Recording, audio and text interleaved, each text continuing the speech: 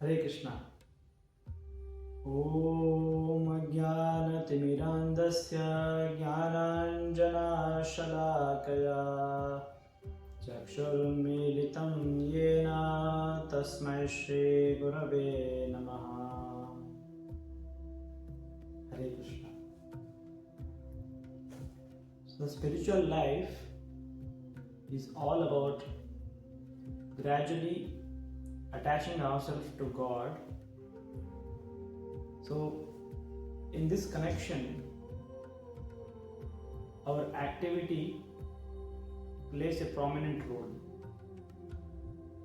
As we have already discussed, that karma, what we perform, can become a cause of our bondage as well as it can liberate us. If the karma is performed on the bodily material consciousness for one's own self, for selfish purpose, then it can create bondage, karma bandhana. And the same karma, if performed as offering to God without selfish motives, that becomes a cause for liberation. So in this connection, we already have discussed about the sakama karma yoga, where one who is in the path of yoga, he has material desires, he also is attached to work in the sense the karma, what he performs, the actions. So then he performs the actions to gain material benefits, to enjoy the material things in this world, but he also offers something as service to Lord. So by which he is gradually developing his consciousness that this everything in this world is meant for the service of God. So in this consciousness is gradually evolving by performing sakama karma yoga. But one, when comes to this understanding that actually I am not getting sufficient satisfaction in my heart by performing actions for my own self, that is for selfish purpose. All of us are doing the activities and the work for our own self, but that is not leading to the ultimate satisfaction. So when one comes to this understanding and he performs actions just as a matter of duty and to set example and doesn't expect any result for himself, whatever result he gets, he just offers it to God without any desires. It means he has already nullified his desires. So the desires may be there, but that is not so prominent. The prominent thing in his consciousness is he wants to progress ahead in the spiritual life. He wants to go deeper in his connection with the God. So in that case, though the material desires are there in his heart, but he doesn't intentionally tries to satisfy them, rather he focuses his consciousness in the spiritual progress by working for Krishna. That is, he works and he gives the results to Krishna. That's why this is called Nishkama karma yoga. Kama means the desires. So the ni, wherever it is attached, it gives the opposite meaning. Like for example, in one of the verse in Bhagavad Gita, there is a word nirdvandvo. So dvandva means duality, nirdvandva means non-duality. There is no dual nature. So same case in this word also. There is a word kama, it means there is a desires. There are desires. But nishkama means without any desire for the result, for the enjoyment, for one's own selfish motives. So Nishkama Karma Yoga. So in this mentality, in this attitude, he is doing karma, and that is how he is connecting to God. So Krishna in Bhagavad Gita, especially when he sees that Arjuna is speaking the words like, better for me than fighting is I'll go and beg alms. So I'll go to forest, I'll take the renunciation. So in that sense, Krishna tells, this is not fit for you. You are not qualified for this. So you are actually qualified for the work, because he knows the nature of Arjuna. Arjuna is still in the mentality of Kshatriya, consciousness of a Kshatriya, but externally he may be posing that because of compassion towards the Kauravas, he is telling that I will better go to forest, I will avoid this war.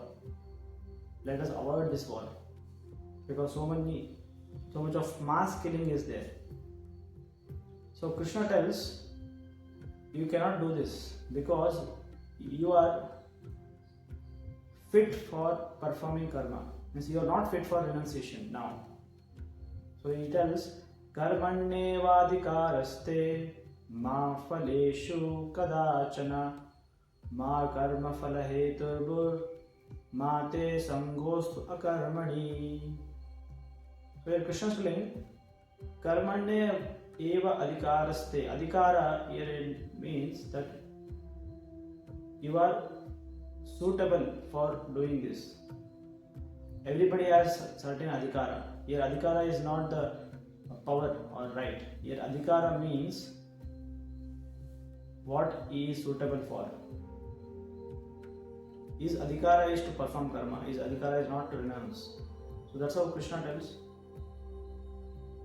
you have to perform the work. Karmanya eva adhikaraste, because you are fit for this, you are suitable for this. But ma phaleshu kadachana means don't expect the results for yourself. Ma means not. Phaleshu kadachana. Phala means the fruit. Your fruit is a symbolic representation of the result of our work. Ma karma phala heturbhur mate sangostu akarmani. So in the third line is saying ma karma phala heturbhur, and don't even think that I am the cause of this outcome of the work. It means like when we work for something and we get result, we think that okay, I am the cause behind this work. Because of me it happened like this. So even this kind of thought or consciousness is also a cause of bondage, because still there is a thought of I, but the ego is involved. So ma karma phala heturbhur. Then finally it tells mate sangostu akarmani. Ma is the word of, so again is using ma means not. Mate sanga sangostu akarmani. Sangha means don't be attached. Sangha means attachment. Akarmani means for not working. Because if I am putting condition that you don't have to expect results and don't think that you are the cause behind this work, then somebody may tell, okay, I will not work at all. Better, I will not perform any action. So Krishna finally is saying, don't even be attached to not working. So this is how he is instructing Arjuna to perform Nishkama Karma Yoga. Even in current generation, we can see in our society, so many people also perform such kind of work without any selfish motives, without any selfish desires.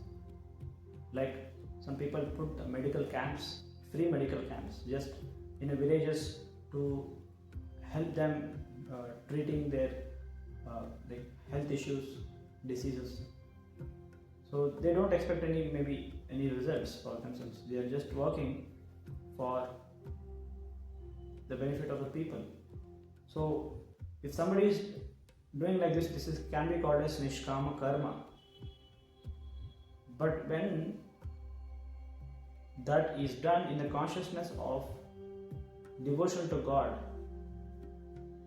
and also offering the results to God and for pleasing God according to the scriptures, that is called Nishkama karma yoga.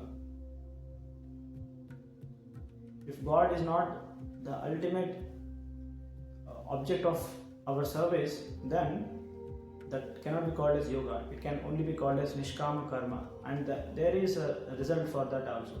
Gradually, when one performs Nishkama karma, gradually he can turn his attention towards God as well.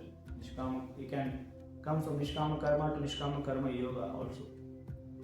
In one of the gathering, the Prime Minister of India recently spoke that I am completely fearless and confident in whatever I do because I am not doing for myself, and there is no selfish motives behind whatever I perform. That's why I am very bold in all the actions I perform. So this is clearly shows that this is a Nishkama karma, because when one performs Nishkama karma, then you will not have any fear, you will not be fearful, and you will be completely fearless because he knows there is no selfish desires. Nothing is there for him to lose or nothing is there for him to gain. So Krishna, that's why he advises Arjuna that Yogastha kuru karmani sangam tyaktva dhananjaya siddhya siddhyo samo bhutva samatvam yogam uchyate. So here Krishna is saying Yogastha kuru karmani. So in what consciousness one should perform the action, the karma is displaying Yogastha. Yogastha means in the consciousness that this work or this karma is benefiting me to connect to God,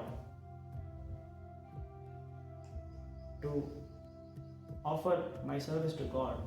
So in this mode, if you are performing work, Yogastha kuru karmani sangam tyaktva dhananjaya, and at the same time you don't be attached. Leave. Sangam means attachment. Tyaktva means give it away. Give away all your attachments for any other things. Sangam tyaktva dhananjaya siddhya siddhyo samo bhutva, and be equal whether it be failure or whether it is success. And you are not attached to the results, you are only just performing work for the pleasure of God. That is called Yoga Muchyati. At the end it tells Samatvam Yoga Muchyati. Because when one learns how to be equal in success or failure, he is not attached to the material things. Gradually he changes his attachment from material to spiritual. Because in spiritual there is no change, it is permanent. So Krishna actually encourages Arjuna to perform Nishkama Karma Yoga.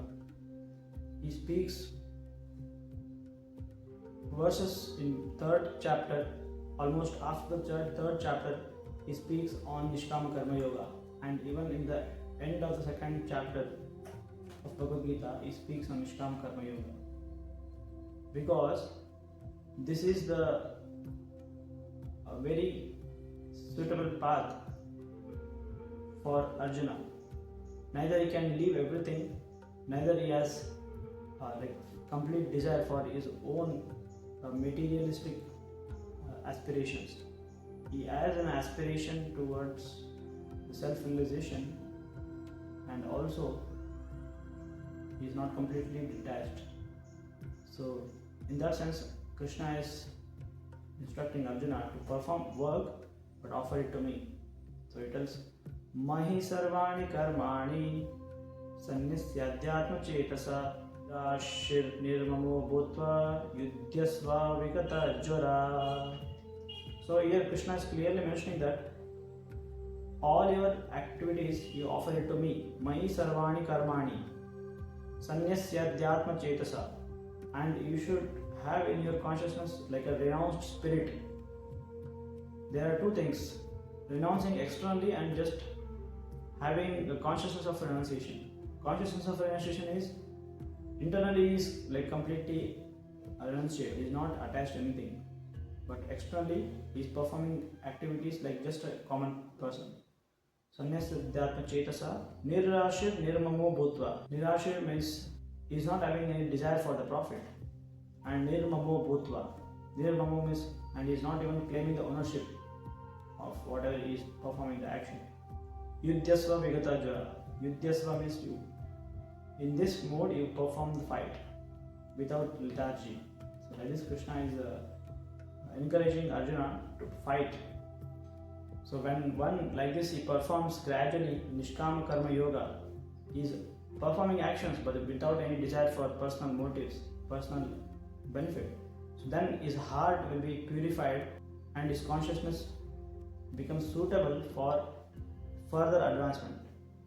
Either he can go towards Jnana Yoga, then further, or he can step into the Bhakti Yoga. Hare Krishna.